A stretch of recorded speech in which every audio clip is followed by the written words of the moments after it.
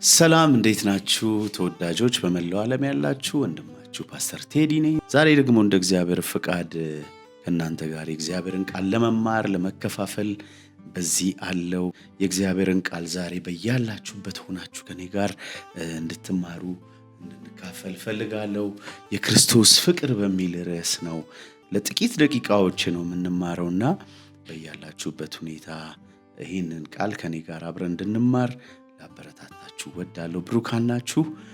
ኤፌሶን መጽሐፍ ምዕራፍ 3 ላይ ያለ ቃል ነውና የክርስቶስን ፍቅር ሲጽፍልን ከቅዱሳን ሁሉ ጋር ስፋቱና ርዝመቱ ከፍታውም ጥልቀቱ ምን ያህል መሆኑን ለማስተዋል ከመታወቅም የሚያልፈውን የክርስቶስን ፍቅር ለማወቅ ትበረቱ ዘንድ እስከ እግዚአብሔር ፍጹም ሙላት ደርሳችሁ ትሞሉ ዘንድ ይላል።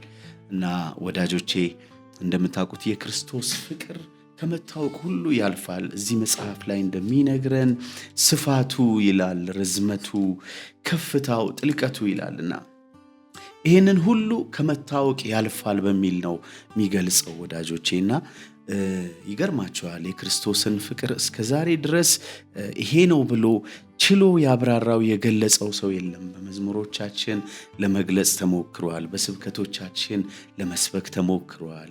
በብዙ ጠቢባን ባላቸው እግዚአብሔር በሰጣቸው የጥበብ ክህሎት ሁሉ ሰዓሊው በስዕሉ፣ ደራሲው በድርሰቱ የክርስቶስን ፍቅር ለመግለጥ ሞክሯል። ግን ይሄ ሁሉ ስፋቱ፣ ጥልቀቱ፣ ርዝመቱ፣ ከፍታው ከመታወቅ ያልፋል ይለናልና ወዳጆቼ የክርስቶስ ፍቅር እጅግ ጥልቅ ነው፣ ዲፕ ነውና አባትነት ሁሉ ከሚሰየምበት ከአብ ፊት እንበረከካለሁ ይላል እና ይህ ሰው ሐዋርያው ጳውሎስ ለኛ ማለት ነው ያለው ምጡ ምንድነው? በውስጠኛው ሰውነታችሁ በኃይል እንድትጠነክሩ እያለ ለኛ መልእክቱን ይነግረናል እና ወዳጆቼ ምን ልላችሁ ፈልጋለሁ፣ ይሄ የክርስቶስ ፍቅር አንኮንዲሽናል የሆነ ላፍ ነው ወዳጆቼ።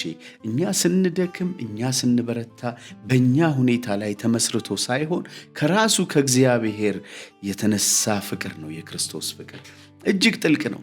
ስንደክም ሚጠላን፣ የበረታን ጊዜ ደግሞ የሚያቀርበን የሚወደን ሳይሆን ባለንበት ሁኔታ ሁሉ ሆነን ይሄ የክርስቶስ ፍቅር ለኛ የማይለዋወጥ በሁል ጊዜ አንድ አይነት የሆነ ፍቅር ነውና ትዝ ይላችሁ ከሆነ ሉቃስ ወንጌል ምዕራፍ 15 ላይ ያለ አንድ ታሪክ አለ። ይሄ ታሪክ የጠፋው ልጅ ታሪክ ነውና ይሄ ልጅ ከአባቱ ቤት ሁለት ወንድማማቾች ናቸው እንደምታውቁት። ድርሻዬን ይሰጠኝ ብሎ ከአባቱ ቤት መኮብለል ፈለገ። አባትየውም ለወንድማማቾቹ ያለውን ሀብት ካካፈላቸው በኋላ ታናሹ ያለውን ይዞ ወደ ሩቅ ሀገር ሄደ ይላል መጽሐፍ ቅዱስ ሲነግረንና ከሄደ በኋላ አባክኖ ባዶ እጁን ሲቀር ወደ አባቴ ቤት መለሳለሁ አለ። ወዳጆቼ ትዝ ይላችሁ ከሆነ ልጁ ሲመለስ በአባቴ ቤት ባሪያዎች እንኳን ከኔ የተሻለ እየኖሩ ነው፣ እኔ ግን እዚህ የእሪያ ምግብ በመበላበት ሁኔታ ላይ ነው ያለሁት፣ በአባቴ ቤት ባሪያ በሆን ይሻለኛል ብሎ ሲመጣ አባትየው ግን ይገርማቸዋል። በማይለዋወጥ ፊት ያንን ይዘ የሄድከውን አጥፍተ አባክነ ደግሞ መጣህ አላለው።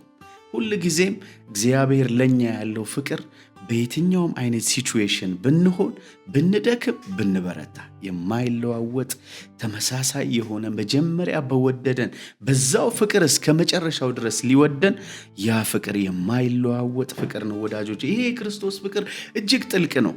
ቅድም ባነሳሁት ኤፌሶን ምዕራፍ 3 ላይ ያለው ክፍል ላይ አንድ በጣም የሚገርም ቃል አለ። ምን ይላል?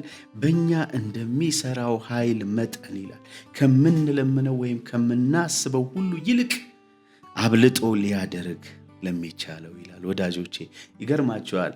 በእኛ እንደሚሰራው ኃይል መጠን እግዚአብሔር በእያንዳንዳችን ሊያደርገው የሚወደው እንደኛ ሁኔታና እንደኛ አቅም በእኛ መጠን ሊያደርገው የሚወደውን ከምናስበውና ከምንገምተው ሁሉ በላይ ይላል። ወዳጆቼ አንዳንድ ነገር ከኛ አይምሮና ከኛ አስተሳሰብ ሁሉ በላይ የሆነው ይሄ ጥልቅ የሆነው በሰው ቋንቋ በሰው አገላለጽ ሊነገር የማይችለው ይሄ ዲፕ የሆነው የክርስቶስ ፍቅር ቃላት ከሚገልጹት በላይ ነው። ወዳጆቼ በአንደኛ ዮሐንስ ምዕራፍ 4 ቁጥር 16 ላይ ያለውን ቃል አንብቤላችሁ ነው ዛሬ ይህንን ፕሮግራም የምንጨርሰው። እኛም እግዚአብሔር ለእኛ ያለውን ፍቅር አውቀናል ይላል። እግዚአብሔር ለእኛ ያለውን ፍቅር አውቀናል አምነንማል። እግዚአብሔር ፍቅር ነው ይላል።